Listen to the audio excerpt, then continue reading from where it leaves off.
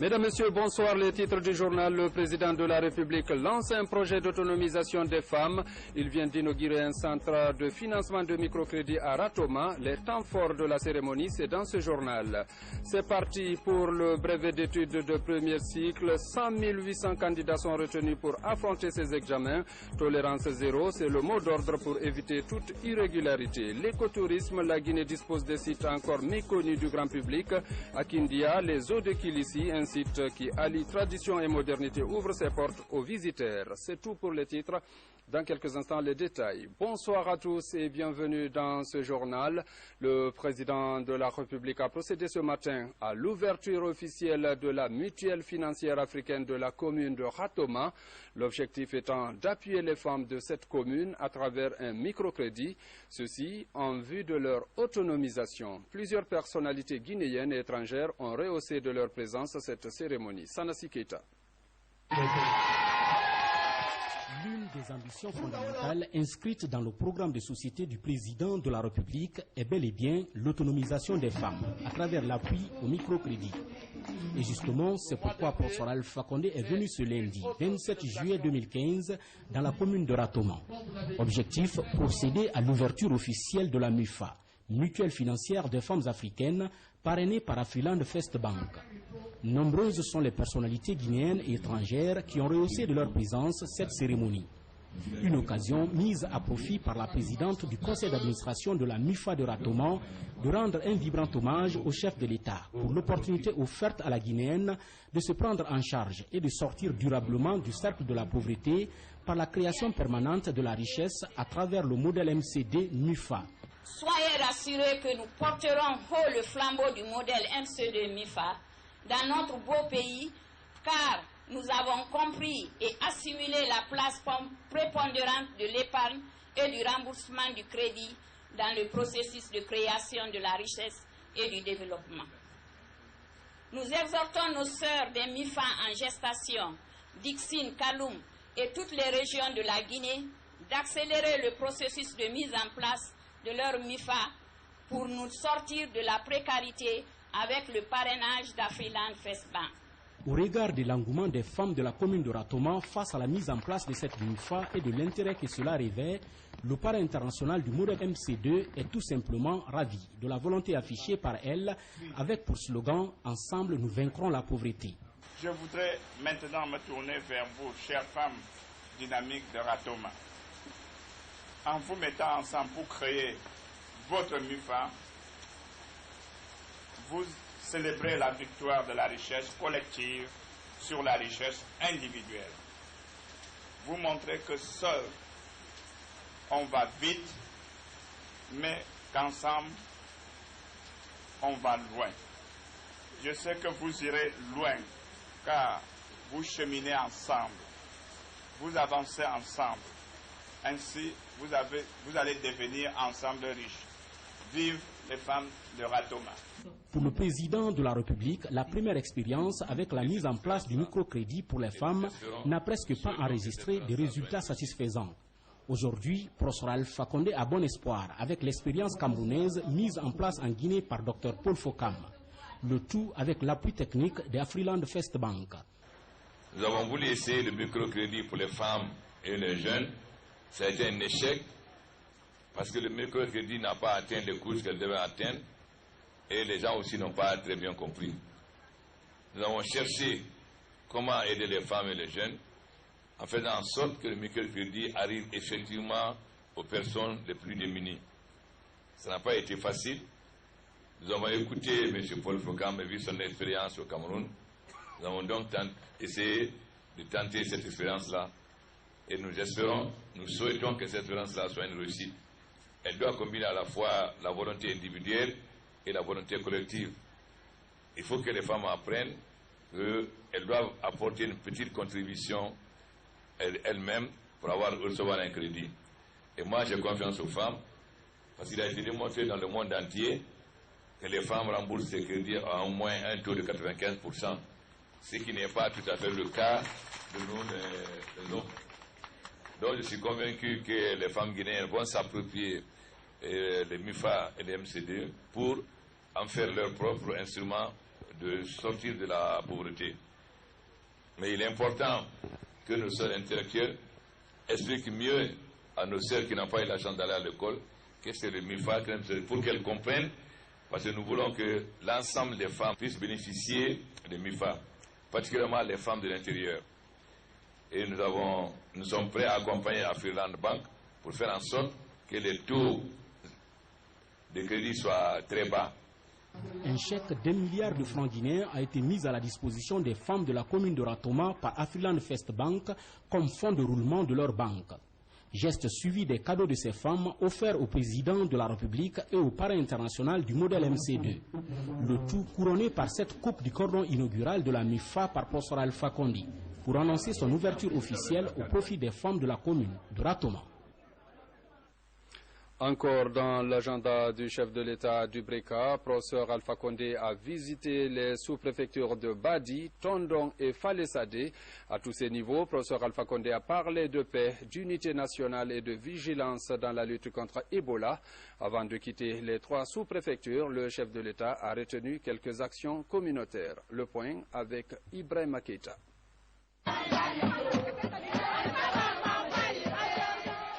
Porteur de messages de paix, de cohésion et d'unité nationale, avec à la clé l'appui aux populations du pays profond, le président de la République dans la préfecture de Doubreka s'est rendu dans les sous-préfectures de Badi, de Tondon et de Falesade.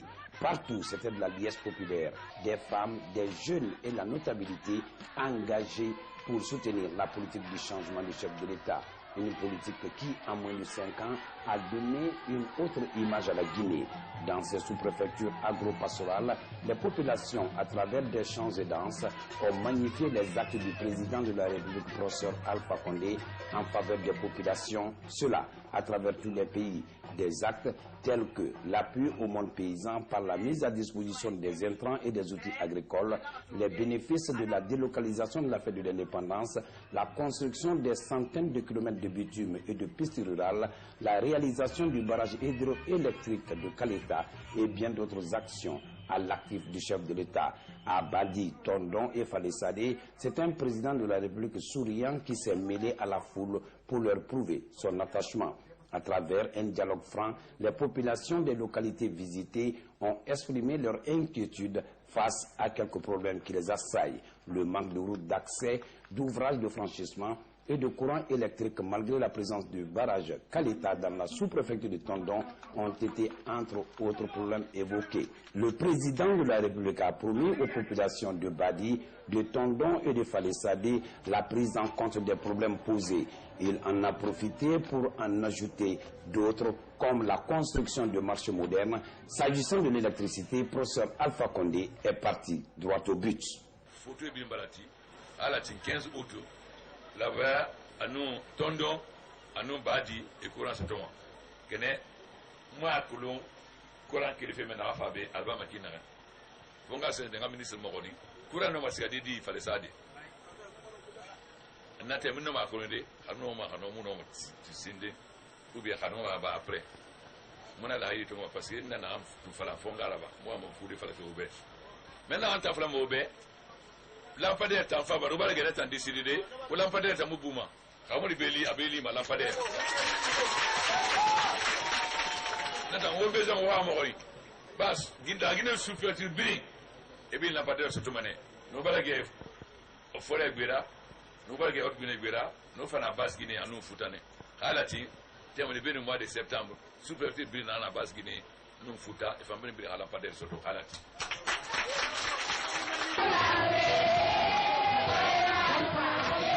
C'est un président de la République satisfait des échanges avec les populations à la base qui a quitté Badi, Tondon et Falesade. Des échanges qui ont permis au professeur Alpha Condé d'être en contact direct avec ses compatriotes qui avaient soif de le voir, mais aussi et surtout surpris par la méthode participative du chef de l'État dans l'identification et la résolution de leurs problèmes. Et puis, il existe désormais en Guinée un instrument de recherche et de développement agricole, le PIAPA, entendez le programme d'urgence et d'appui à la productivité. Actuellement, les acquis de ce projet sont en train d'être passés en revue par les acteurs du département de l'agriculture. Le point avec Habib Thiam, Zézé Zoumanigui. 20 millions de dollars américains, tel est l'investissement de la Banque mondiale pour la mise en œuvre du PIAPA 2. Dernière ligne droite du programme d'urgence d'appui à la productivité agricole. Entre autres priorités, l'aménagement des grandes zones agricoles du pays. Grâce à son barrage hydro-agricole nettement amélioré, cette plaine de Koba va dorénavant souffler les mérites du programme Abofa. Le site de pompage regroupe 3 ouvrages. Les ouvrages de drainage, c'est des ouvrages régulateurs. Lorsqu'on irrigue, on évacue les eaux excédentaires à travers ces ouvrages-là. Donc, dans le cadre du PIAPA, Koba a bénéficié de la réhabilitation de ces 3 ouvrages-là, parmi tant d'autres. Le PIAPA 2, c'est aussi la promotion des écoles d'agriculture. À Kindia, Amproka sort de sa léthargie avec ses nouvelles infrastructures et son expertise agricole. On a lié ici la théorie qu'on a eue dans les différentes classes à la pratique. On a fait ici les spéculations en deux manières, le riz et le maïs. Oui, on a vu les différentes techniques culturelles du défrichement jusqu'à la récolte. D'abord, on a commencé par le problème de semences, c'est-à-dire les intrants agricoles, semences de qualité, engrais et pesticides. Donc le PIAPA nous a apporté ça. D'abord, c'est avec le PIAPA 1 d'abord que nous avons eu ces premiers appuis. Après ces premiers appuis-là, quand ils ont vu que c'est valorisé, ces appuis-là sont valorisés, ils ont multiplié l'appui. Là, en ce moment, ils sont venus nous confier une tâche, c'était la multiplication de boutures de manioc. Nous avons fait ça et nous avons distribué à travers tout le pays. Ce programme est né de la contribution du Royaume d'Espagne au processus de développement en Afrique. Sur le terrain, les premiers constats augurent de belles perspectives de coopération. J'avoue que c'est très positif jusqu'au présent, même s'il y a encore des choses à améliorer, mais je crois que l'appropriation est faite et que les collectivités ici, les groupements de femmes et aussi les comités agricoles qu'on a visités là-bas, ils vont essayer de continuer à travailler sur ça, améliorer les choses. On est toujours de la côté de la Guinée, surtout si on voit que les choses avancent. Le PIAPA 2 a permis de soutenir la professionnalisation de plusieurs ingénieurs agricoles et autres groupements paysans. Ici, le niveau de maturité des stagiaires accouche de quelques résultats à l'image de ces échantillons de productions agricoles à Bamba. La commission provisoire de réflexion sur la réconciliation nationale a tenu ses travaux avec les organisations de la société civile et les syndicats. La rencontre vise à recueillir les avis et propositions de toutes ces couches pour la consolidation de la paix et de l'unité nationale dans notre pays. Le compte-rendu est signé Mamoudou Bari. Comment impliquer la société civile, le syndicat et les forces sociales dans les consultations pour la réconciliation nationale? C'est pour répondre à cette inquiétude que s'est tenue cette session.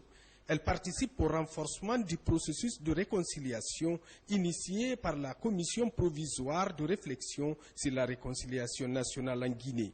Cette activité soutenue par le système des Nations Unies devrait faciliter la prise en compte des enjeux liés au processus.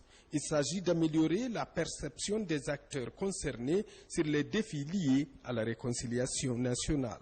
Nous espérons que de nos échanges, vos contributions dont nous ne doutons pas de la qualité et de la pertinence, continueront de nous permettre d'avancer dans le cadre de la réflexion sur les mécanismes susceptibles de favoriser la réconciliation nationale entre les Guinéens et les Guinéennes et les Guinéens, qu'ils soient ici en Guinée ou ailleurs à l'étranger. Le rôle des acteurs de la société civile, des forces sociales et du syndicat dans la consolidation de la justice transitionnelle demeure indéniable. Si le président de la République met en place une commission provisoire pour réfléchir sur les modalités de réconciliation, je crois qu'il a répondu à une demande sociale qui a été exprimée par tous les Guinéens.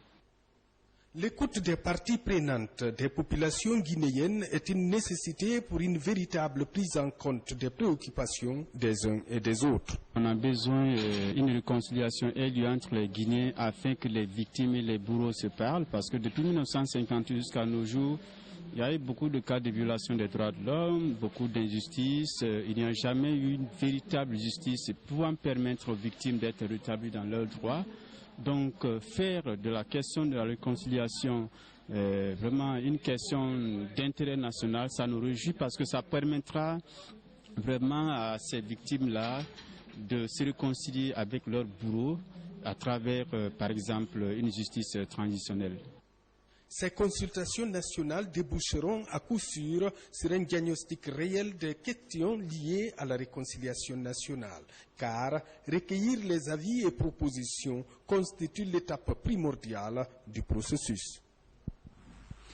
Visite du Premier ministre à Malabo. Dans ce pays, Mohamed Saïd Fofana a été reçu successivement en audience par le Premier ministre égyptien et le président équato-guinéen.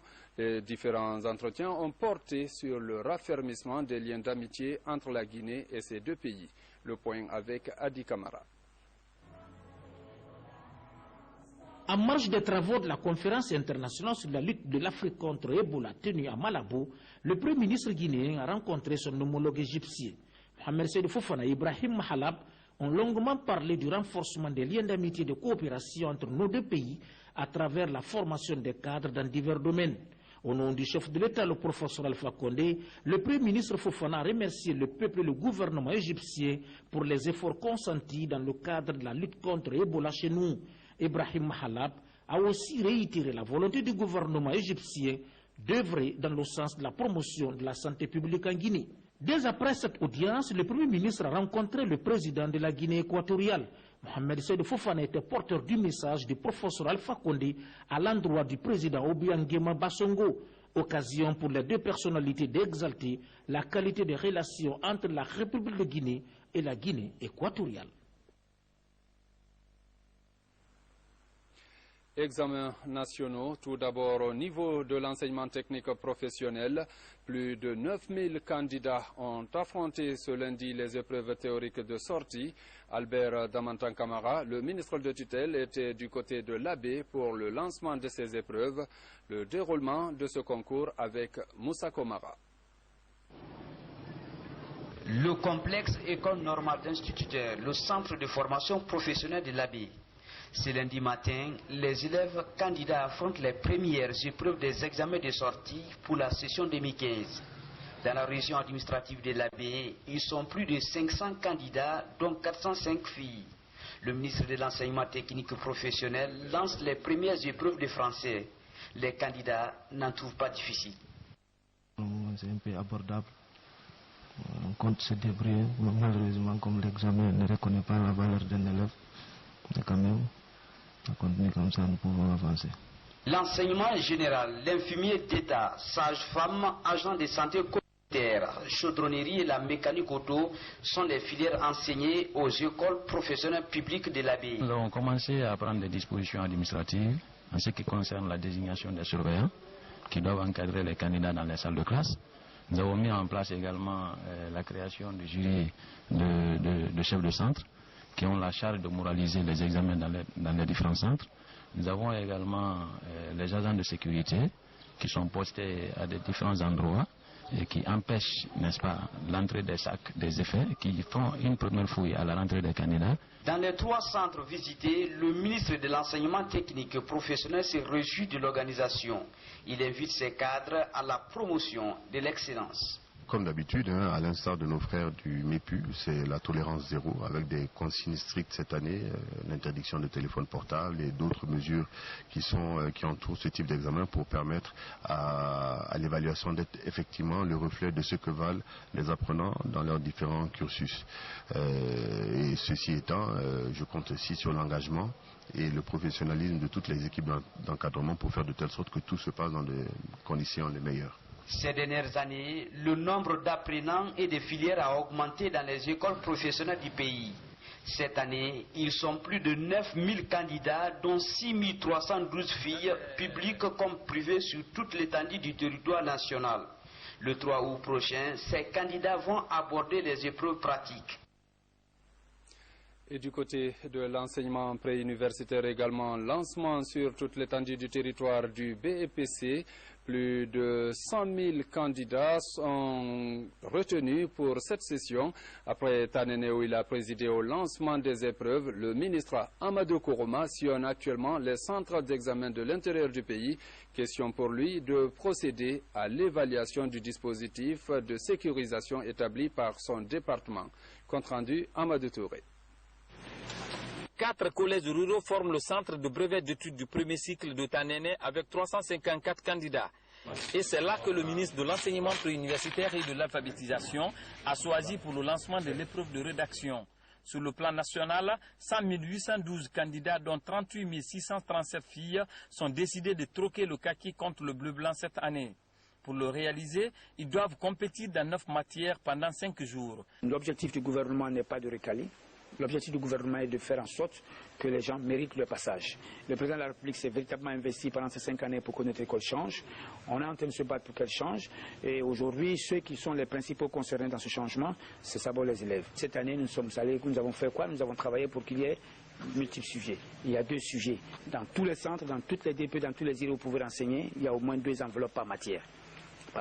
Et chacun, personne ne sait aujourd'hui quelle est l'enveloppe que nous allons utiliser, quelle est la lettre qui va être utilisée pour demain. Je suis le seul à le savoir. Et moi-même, pour le moment, je ne l'ai pas décidé, je le déciderai le soir. Après 0 cas de fraude à l'entrée en 7e année dans la direction préfectorale de l'éducation de Dubrika, les responsables de l'éducation sont rassurés du bon déroulement des épreuves cette année. Ce matin, nous avons sillonné presque beaucoup de centres. Après le lancement de la première épreuve dans le premier centre, nous avons constaté qu'il y a vraiment une discipline de sérieux et pour les candidats et les surveillants. Après Tanene, Dr Ibrahima Kourouma s'est rendu à Kolabungi dans la DPE de Bokeh pour le lancement de la seconde épreuve avant de terminer à Kamsar où il a visité plusieurs centres d'examen. Pour cette session 2015, en plus du slogan Tolérance zéro, d'autres mesures sont également prises pour éviter toute irrégularité. Le constat dans ce reportage de Mamadou Saliouba, Sekou Sissoko. Loin d'être un slogan, la consigne Tolérance zéro est appliquée dans toute sa rigueur dans les différents centres d'examen. Avant d'accéder aux différentes salles, les candidats sont soumis à une fouille systématique. Dans tous les centres, les surveillants veillent au grain pour empêcher toute irrégularité. On se bat contre les tricheurs. Vous savez, chaque fois il y a une stratégie. C'est la lutte là que nous menons à longueur de temps. Partout, la consigne est la même. Pas de téléphone ni documents dans les centres. À Dixine, les 2886 candidats sont répartis entre 8 centres. Ici, à l'école primaire de Bambadin, c'est le ministre de la Jeunesse qui a lancé la première épreuve. Félicitations au ministère de l'Enseignement préuniversitaire pour les mesures prises, pour la rigueur, aussi la persévérance qui a été de mise pour que nos enfants puissent passer leur examen dans de bonnes conditions. Nous avons pris toutes les dispositions pour la bonne marche de cet examen. Le matin, nous sommes venus, nous avons sensibilisé les enfants, les surveillants, pour éviter les cas de fraude. Parce que moi, je me dis que le bon enseignant, le bon surveillant, ce n'est pas donner zéro aux enfants, mais c'est empêcher la fraude. Ce dispositif antifraude prouve la volonté des autorités en charge de l'éducation à qualifier davantage le système éducatif guinéen. Des mesures sanitaires sont aussi envisagées pour un examen sans Ebola. Et puis, le taux de participation élevé des filles est à signaler. Ces candidates affrontent le BPC avec sérénité. C'est le cas de Kadiatou Touré, très relax, qui aborde les sujets avec confiance. Son portrait avec Fatimatou Diallo, Ansoumantoumani Kamara. Après cette fouille systématique, ces jeunes filles et garçons entrent dans les salles d'examen. Parmi eux, Kadiatou Touré, candidate au BEPC, enthousiaste, ayant pour seule arme son stylo et son badge épinglé sur sa tenue. Pour cette première journée, elle va affronter les épreuves de rédaction et d'histoire avec une grande sérénité. Je suis vraiment sûre de moi parce que malgré que c'est une année spéciale, mais quand même, j'ai bien révisé. Il est 9 h dans ce centre d'examen. Le ministre délégué à la Défense nationale lance la première épreuve. J'ai demandé aux enfants la sérénité, Je leur ai demandé d'être attentifs et surtout de suivre scrupuleusement les recommandations qui leur ont été faites en ce qui concerne ces épreuves-là. D'un air inquiet, Kader Touré découvre avec satisfaction ce premier sujet. C'était sur l'amitié, quoi. Parce qu'actuellement, aujourd'hui, nous constatons que dans nos différentes sociétés, l'amitié se concentre sur l'appartenance et l'argent, quoi. Donc, on nous a dit de dire nos idées, quoi, de ce que nous pensons là-dessus. Et puis, j'ai fait ce qu'il fallait. Pendant 5 jours, ces élèves seront évalués dans 8 matières. Une fois admises au BEPC, Kader Touré compte faire les sciences sociales au lycée. La Guinée dispose désormais des appareils pour faire le test couplé VIH-Sida-Syphilis. C'est un geste de l'ONU-Sida suite à une requête de la première dame de la République. Au total, ce sont 6 000 appareils de test duo qui viennent d'être remis aux structures de lutte contre cette maladie dans notre pays. Reportage Ansuman Toumani Kamara. Désormais, grâce à ces appareils, le test de dépistage du VIH-Sida est couplé à celui de la syphilis et les résultats tombent au bout de 15 à 20 minutes. La Guinée est parmi les premiers pays africains à disposer de ces appareils de tests rapides d'orientation diagnostique.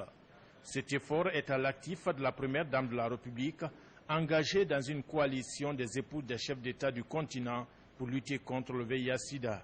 Aujourd'hui, Son Excellence Madame la Première Dame a démontré cet engagement au niveau de la Guinée, vu même les efforts qui ont été fournis au niveau de l'élimination de la transmission mère-enfant.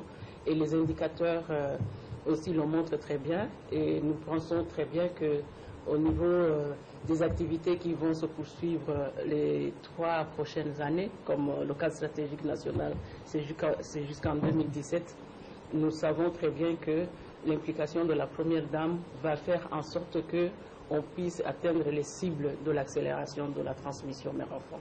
C'est cette collaboration avec les autres Premières Dames qui a conduit à l'obtention pour nous de 6 000 tests duo VIH syphilis. Et nous avons décidé de donner ces 6 000 tests duo au Comité national de lutte contre le sida. Briser la chaîne de transmission du VIH-Sida de la mère à l'enfant est un défi aujourd'hui pour les pays africains. Et avec ces 6 000 appareils de tests duo VIH-Sida, syphilis, des résultats probants sont attendus dans les 256 centres PTME du pays. Les tests duo syphilis VIH viennent pour régler 2 problèmes. Premièrement, c'est le dépistage du VIH chez les femmes en âge de procréer, chez les femmes enceintes. De l'autre côté, si ça trouve que cette femme enceinte a la syphilis, les chances sont réduites, par exemple, que cet enfant voit jour. Donc c'est pourquoi c'est extrêmement important que nous fassions aussi le dépistage précoce chez les femmes enceintes de la syphilis. Dans la lutte contre la pandémie du siècle, Cuba est le premier pays au monde qui est parvenu à éliminer la transmission du VIH de la mère à l'enfant. Et depuis le 30 juin dernier, l'Organisation mondiale de la santé a validé cette prouesse médicale de la isla de Cuba. Santé encore, fin de la mission des Nations Unies de lutte contre Ebola. La mission demande aux populations de redoubler de vigilance pour gagner le combat contre l'épidémie. Le point avec Falilou Diallo. Le 31 juillet 2015 prend fin la mission des Nations Unies sur la riposte Ebola en Guinée. L'UNMIR, comme on l'appelle souvent, pense que la Guinée n'est pas loin d'arriver au bout de l'épidémie d'Ebola. Il ne faut pas du tout se dire c'est terminé et que tout le monde baisse les bras. Non, on n'est pas loin, les nombres sont beaucoup plus réduits, la zone géographique beaucoup plus réduite. Nous ne sommes plus dans la Guinée forestière, nous ne sommes plus en Haute-Guinée, il n'y a plus d'Ebola en Moyenne-Guinée, c'est dans quelques préfectures en Guinée maritime ou en Basse-Guinée. Et si tout le monde collabore, particulièrement ce qui reste les populations. Avant, on parlait de problèmes de laboratoire, on parlait de problèmes logistiques, on parlait de problèmes d'ambulance, on parlait de problèmes de voitures, de ressources humaines. Tout ça est aujourd'hui sur place. Ce qui reste aujourd'hui, c'est que les populations respectent les consignes qui leur sont données. Les nouveaux défis qui se présentent dans la lutte pour l'éradication d'Ebola préoccupent la société civile guinéenne. Et la COFEL entend jouer sa partition pour briser la chaîne de contamination de cette fièvre hémorragique. Au niveau des ONG nationales, c'est de continuer à former et à sensibiliser les populations pour tout de suite reconnaître un cas suspect d'Ebola et de remonter l'information au niveau de la coordination pour prendre les dispositions nécessaires afin de tout de suite se situer sur le cas et éventuellement, si c'est un cas, mettre tout de suite la personne à l'isolement pour éviter ce qu'on a connu en janvier de décembre 2013 à mars 2014 où on gérait une épidémie sans s'en rendre compte. Au cours de ce point de presse, tous les sujets liés à la participation de cette mission des Nations Unies à la riposte anti-Ebola ont été débattus. Et la balle est désormais dans le camp de la société civile pour éradiquer cette épidémie. Le ministère de la Coopération rend hommage au conseiller économique et commercial de l'ambassade de la République populaire de Chine en Guinée. Une cérémonie de reconnaissance aux efforts consentis par cet homme dans le renforcement de la coopération entre nos deux États. Reportage Ramatoulaye Touré. Après 5 années passées dans notre pays, le conseiller économique et commercial de l'ambassade de la République populaire de Chine quitte la Guinée. Durant son séjour, Gao Chiefeng s'est investi dans les domaines de santé, des transports, de l'énergie, de l'éducation et de l'agriculture. Avec tous les soutiens de nos deux gouvernements et tous les efforts entre les techniciens de nos deux pays, nous avons vu réaliser l'hôpital de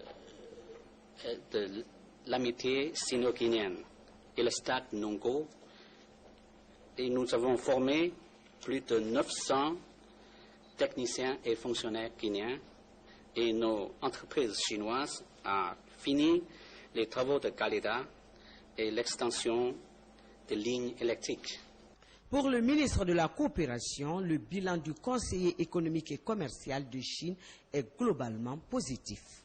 Qu'il me soit alors permis, à cette occasion solennelle, de lui exprimer notre appréciation très positive pour les efforts qu'il n'a cessé de déployer pour appuyer le gouvernement et le peuple de Guinée en cette période difficile, marquée notamment par la crise sanitaire que traverse notre pays. En guise de reconnaissance aux efforts de Gao Chiefeng, un cocktail a été organisé à l'occasion du cérémonial d'adieu. Comme annoncé dans le titre, les eaux de Kilissi, un site touristique méconnu du grand public. Pourtant, depuis des années, ce site écotouristique existe avec une décoration hybride qui mélange tradition et modernité. Avec une capacité de 30 personnes pour les chambres, il existe aussi des salles de conférences et des bungalows, le tout entouré par des grandes chutes. Focus sur ce site avec Safiatou Kondé. À 130 km de la capitale, une merveille touristique méconnue, les eaux de Kilissi. Ce campement écotouristique séduit par sa décoration hybride, entre modernité et tradition. Le site est unique. C'est un site qui n'est ni dans la ville, ni dans un village. Nous sommes dans un cadre idéal pour le repos, les retraites, les séminaires, et ainsi de suite. Les événements aussi, il ne faut pas oublier, parce que nous recevons chaque fois des artistes sur le site pour faire des activités artistiques, culturelles, ainsi de suite. La force attractive des eaux de Kilissi réside surtout dans ces chutes magnifiques d'eau auxquelles il doit son nom. Kilissi se porte très bien, à merveille, comme vous êtes en train de le constater. Bon, à un moment passage d'Ebola, nous avons vécu, je dirais, le pire, mais actuellement, c'est les bousculades. Chacun veut passer une journée, voire une nuit à Kilissi et goûter les différents merveilles de Kilissi. En dépit de ses atouts naturels, le site, les eaux de Kilissi, subit les fâcheuses conséquences de l'épidémie Ebola. Les clients sont rares ici. Aujourd'hui, c'est vraiment crispé. Avec la maladie, on peut faire 1 semaine, 2 semaines, il n'y a pas de réservation, mais attendu que les gens viennent manger nos plats parce qu'il faut reconnaître que nous avons le meilleur service en restauration dans la région administrative de Kindia. En attendant la fin de l'épidémie Ebola qui handicape le secteur touristique, le personnel des eaux de Kilissi continue à entretenir les lieux pour préserver sa beauté. Sur le continent, pour clôturer sa visite au Kenya dimanche, Barack Obama a livré devant une foule conquise dans un complexe sportif de Nairobi un discours chargé d'émotion, un message rediffusé sur toutes les principales chaînes de télévision du pays. Le président américain a insisté sur le changement de mentalité, surtout en matière de corruption et d'éducation des femmes. Après le pays de son père, Barack Obama s'est envolé en Éthiopie. Les enjeux de la sécurité internationale est au cœur de sa visite en Éthiopie. Il promet de maintenir la pression sur les Chebab au lendemain d'un attentat sanglant devant un hôtel de Mogadiscio en Somalie. Page noire de cette édition, l'honorable Nabi Nohan Kondé, député uninominal de Beila, n'est plus. Il est décédé le vendredi dernier des suites d'un accident de la circulation. Hier dimanche, au Palais du Peuple, parents, amis et collaborateurs lui ont rendu un dernier hommage avant son inhumation au cimetière de Cameroun. Robert Siditolno. 36 jours seulement après la disparition tragique de l'honorable Mfali Yaradouno, l'Assemblée nationale enregistre à nouveau une perte. L'honorable Nabi Nohan Kondé, député national, a tiré sa révérence vendredi dernier des suites d'un accident de la circulation sur la nationale Kindia-Conakry. Ce dimanche, à l'exposition de son corps au Palais du Peuple, plusieurs personnalités ont effectué le déplacement, parmi lesquelles les élus du peuple, les compagnons de lutte de l'illustre disparu, sa famille et quelques membres du gouvernement. Tous venus lui rendre un dernier hommage. Aujourd'hui, c'est un jour pathétique pour nous. Depuis l'annonce du décès, la famille a bénéficié de l'assistance morale, technique, financière des membres du gouvernement, des honorables députés et de toute la population guinéenne. Le moment est certes pathétique pour pouvoir retenir et dire tout ce que je retiens de l'homme. Cependant, je m'efforcerai à reconnaître certains mérites de ce patriote hors pair, gros travailleur et respectueux. Né en 1953 à Tindikoro, dans la préfecture de Beila, l'honorable Nabi Nohan Kondé était un agronome de formation. Passionné de politique, il adhère très tôt au RPG dès ses premières heures. Il fut d'ailleurs membre fondateur de ce parti en Jérékoré. Au terme de plusieurs années de combat, il est élu député national. Oh Nabi Nohan, ton combat politique à nos côtés au cours de toutes ces années est l'illustration de ton parfait engagement et de ta constance dans la conviction qui t'a amené au RPG.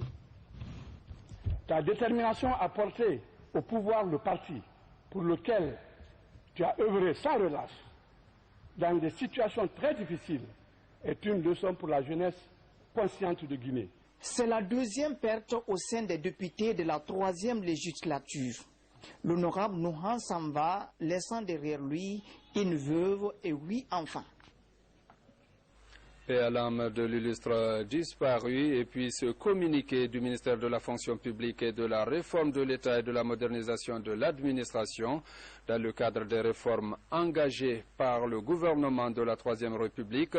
Le ministre de la fonction publique, de la réforme de l'État et de la modernisation de l'administration informe les acteurs de la vie publique guinéenne de l'organisation du premier forum national sur la clarification des rôles et des missions de l'État dans le processus de développement le mercredi 29 juillet 2015 à Riviera Royal Hotel à partir de 9h.